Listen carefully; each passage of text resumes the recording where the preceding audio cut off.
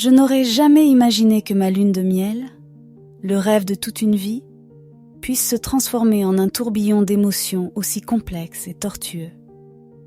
Quand on pense à une lune de miel, des moments idylliques nous viennent à l'esprit. Des promenades sur la plage au coucher du soleil, le doux bruit des vagues qui s'écrasent sur le rivage, des mains entrelacées sous un ciel étoilé. C'était exactement ce que j'avais imaginé dans les mois qui l'avaient précédé, en planifiant minutieusement chaque détail. Mais la réalité m'avait réservé une toute autre histoire. Avant de continuer, si vous aimez les histoires de secrets, de passion et de choix impossibles, abonnez-vous à notre chaîne. Chaque jour, nous vous proposons des histoires qui vous tiendront en haleine. Jake et moi étions arrivés à Hawaï 2 jours plus tôt. Le long volume depuis New York avait été épuisant. Mais l'excitation de notre lune de miel et de notre nouvelle vie à 2 nous avait allégés.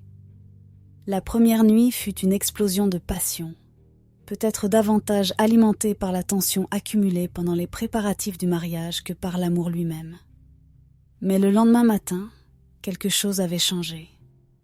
Je ne comprenais pas bien ce qui se passait, mais un malaise subtil s'était installé entre nous. Jake semblait distant, perdu dans ses pensées, absorbé par un isolement émotionnel que je ne parvenais pas à pénétrer. Le resort était un paradis sur terre. Des villas privées avec vue sur l'océan, une végétation luxuriante et le parfum enivrant des fleurs tropicales. Chaque matin, alors que je prenais mon petit déjeuner sur la véranda de notre villa, je regardais les vagues s'écraser sur les rochers lointains, à la recherche d'un signe, d'un changement dans le regard de Jake. Mais il restait distant, comme une île inaccessible. Pourtant, malgré la beauté époustouflante du lieu, je me sentais seule. Jake passait des heures plongé dans un roman policier, détaché de tout, même de moi. C'est ainsi que j'ai commencé à explorer la station seule.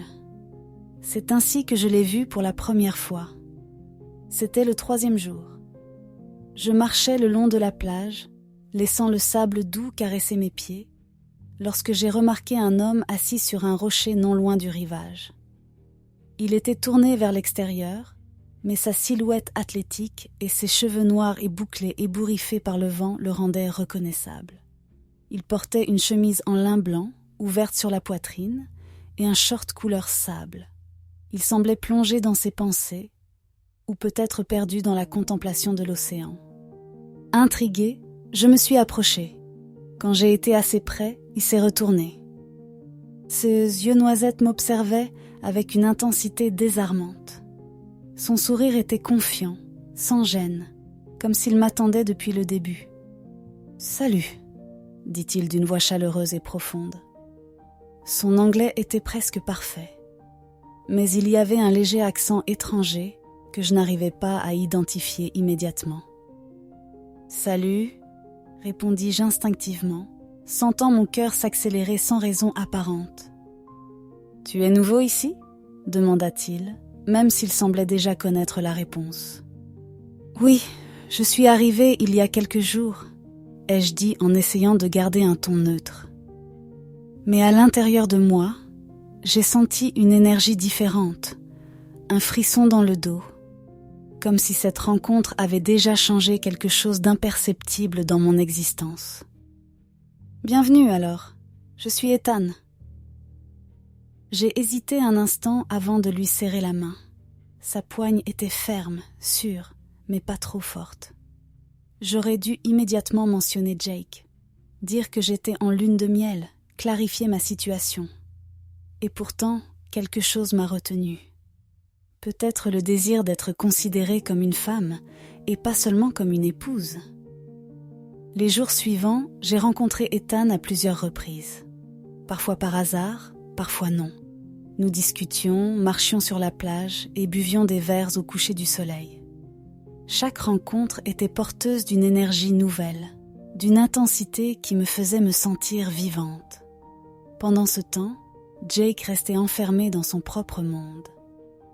Le tournant s'est produit un soir où Jake a décidé de partir pêcher de nuit. Je me suis sentie soulagée, comme si j'avais attendu cette occasion sans m'en rendre compte. Je me suis assise au bar de la plage, un verre de vin à la main. Et, comme je l'espérais, Ethan n'a pas tardé à arriver. « Puis-je t'embrasser ?» demanda-t-il avec une sincérité désarmante. Son baiser était doux, lent, presque respectueux.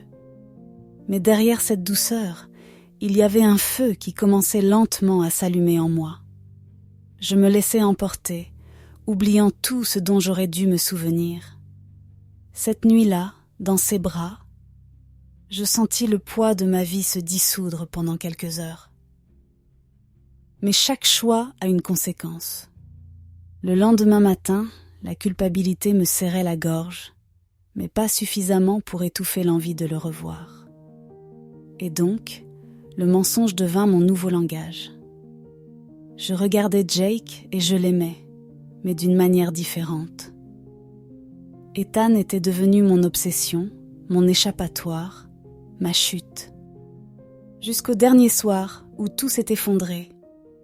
Une fête sur la plage, des lanternes illuminant le ciel, de la musique emplissant l'air. Jake m'a pris la main sans se rendre compte de tout. Puis j'ai vu Ethan. Ses yeux ont croisé les miens et à cet instant, j'ai su.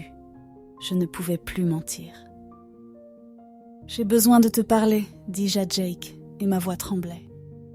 J'ai regardé dans ses yeux et j'ai vu la couleur disparaître de son visage tandis que je prononçais les mots qui allaient tout changer. Je t'ai trompé. Le silence qui suivit fut assourdissant. Jake fit un pas en arrière, son visage marqué par une douleur que je n'avais jamais vue auparavant. « Pourquoi ?» demanda-t-il d'une voix à peine audible. Je n'avais pas de réponse simple. Je ne le savais même pas moi-même. Peut-être parce que je me sentais perdue, peut-être parce que je cherchais quelque chose que je n'avais jamais eu. Mais maintenant, la seule certitude était que je lui avais fait du mal. Et il n'y avait aucun moyen de réparer cela. Jake s'éloigna et disparut dans la foule. Ethan me regarda, attendant une réponse que je ne pouvais pas lui donner. Je restais sur le rivage, regardant le bateau de Jake s'éloigner dans l'obscurité. Je savais que j'avais perdu quelque chose de précieux. Mais peut-être, pour la première fois, avais-je fait un choix qui m'appartenait vraiment. Qu'en pensez-vous ? La trahison peut-elle être justifiée ou est-ce toujours un mauvais choix ? Partagez vos réflexions dans les commentaires. Et n'oubliez pas de vous abonner à la chaîne pour découvrir de nouvelles histoires chaque jour.